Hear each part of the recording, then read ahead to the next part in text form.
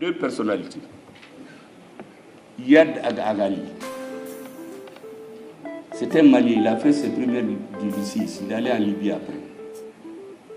Il est venu ici, il a été reçu en 90. Il a été reçu par les présidents successifs.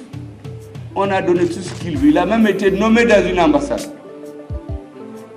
Qu'est-ce que le Mali n'a pas donné? Mais regardez combien de Maliens ont perdu la vie, combien de sang a été coulé dans notre pays à cause de ces choix.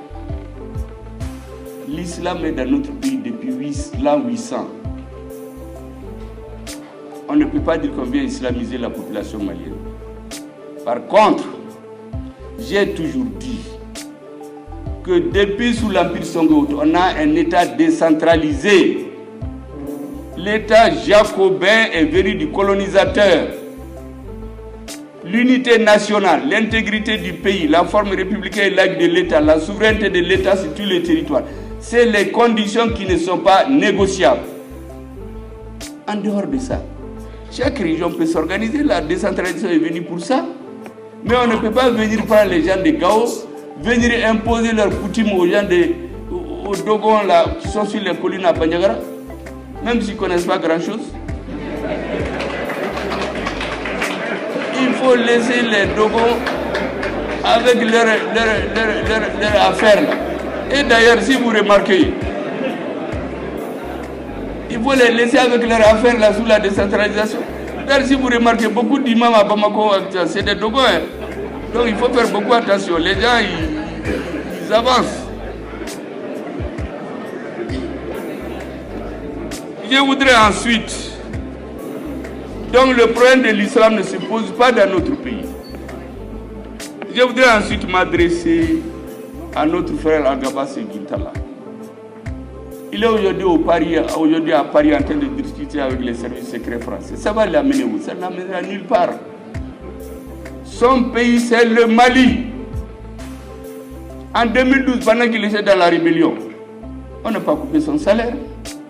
Même quand son épouse a accouché, l'Assemblée a fait une délégation pour aller saluer. Au Mali, nous sommes respectueux de la personne humaine. Ne faites pas couler le sang des Maliens pour rien. Il faut penser à ton arrière-grand-père.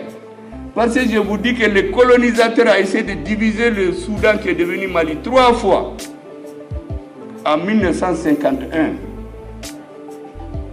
quand il y a eu l'élection partielle, les militaires français ont voulu pousser les chefs de tribus Touareg à voter pour le RPF, le parti de De Gaulle. Les Touaregs ont voté pour Al-Seyni Touré qui est devenu commissaire politique après. Ils ont refusé. 58, 51. En 1958, au moment de l'autonomie interne, le ministre de l'Intérieur du Soudan, Mamadou Madera Keïta, a fait 3 mois. Vous savez, il y a beaucoup de choses qui se disent. Vous allez prendre toutes les rébellions au Mali, toutes, de 1989 à aujourd'hui. C'est des gens qui viennent de l'extérieur qui l'amènent. Toujours, les terroristes sont de l'extérieur. Est-ce que vous pensez qu'un peuple va aller tuer des Dogons? Des Dogons vont aller tuer des gens à Bandiagara. C'est après un premier test qu'on a fait couler le sang. Le sang, vous savez, c'est du poison.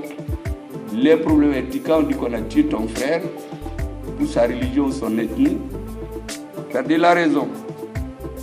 Au début, on ciblait les chefs traditionnels. Les chefs religieux Peul, on les assassinait. 2015, 2016. Après, les Peul ont pris peur. Des jeunes Peul ont été embrigadés, manipulés à cause de la pauvreté. D'autres sont importés d'autres régions parce que les Peul, c'est depuis le Cameroun jusqu'au Sénégal. On tue les Dogons. Qu'est-ce qu'on trouve à faire? On sous-traite la sécurité. Et le poison est parti. Les guerres religieuses, les guerres ethniques, il faut tout faire pour les éviter. C'est pour cela que quand récemment des cousins de Gom ont dit, même qu'il y a des gens sous le couvert des Dozo qui sont en train de terroriser les populations d'Ogo. Ah, je lui ai dit, mais vous avez dit que c'est les peuples. Il dit non, que c'est chez eux, là, il y en a qui vivent de ça. J'ai dit, c'est ça la terreur. Il y a des gens qui vivent de l'insécurité. Ce n'est pas le Mali que les gens cherchent. C'est vrai qu'à un moment donné, il y a les problèmes ethniques, mais je vous assure que ce venin-là, on l'a inoculé aux Maliens de l'extérieur. Ils n'ont rien demandé.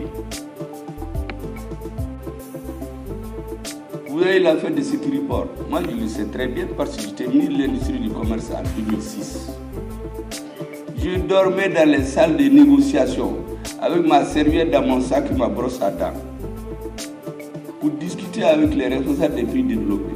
Parce que dans ces pays, souvent, imaginez-vous la délégation d'une certaine puissance vient à 800 personnes. Et au Mali, on a 4 personnes. Les pays africains, on a 4 personnes, 5 personnes. Souvent, les gens sont fatigués. Quand vous discutez toute la journée jusqu'à 1h, on vous dit qu'il y a suspension, on reprend à 6h. Quand on ne suspend à 22h, on reprend à 4h du matin. Mais c'est sûr que les Africains ne sont pas là. Donc on conclut comme ça des accords sur le dos des Africains. Nous avions dormi dans les salles. Comme on n'était pas nombreux, quand tout le monde sort, on approchait des chaises, on dort. Parce que quand on revient à 5h du matin, ça trouve que nous on est dans la salle. Parce qu'on ne peut pas aller à l'hôtel et revenir. Les autres se partagent les routes. Imaginez-vous qu'à l'issue de ces efforts, le Mali a eu 250 milliards que nos partenaires ont bien voulu mettre dans ce que vous appelez les Millennium Challenge Accounts. Mais des précautions d'éléments de langage ont été convenues et les hautes autorités en étaient informées. Donc même les techniciens qui travaillent sur ce projet ne le savent pas. Sur les 250 milliards, 40 milliards ont été choisis pour faire un nouvel aéroport, pour renforcer l'aéroport de Bamako. Ce travail était presque fini quand le régime de Amadou Touré est tombé. Il a repris quand le président Ibrahim Boubacar Keïta est venu au pouvoir. Et le financement a été donné, c'est terminé. Il y a un système de sécurité des aéroports, des avions, des voyages. Tous ceux qui voient ça, quand vous venez dans les aéroports, vous prenez vos 2 doigts, vos 10 doigts, vous regardez, on vous filme. Cette information va partout. C'est dans le cadre de la lutte contre le terrorisme et la sécurité des voyageurs et des voyages. Ce système de sécurité qui devait appartenir 100% à l'État malien. Il s'est trouvé des Maliens qui ont fait venir une société privée, ont enlevé le système que le Mali avait.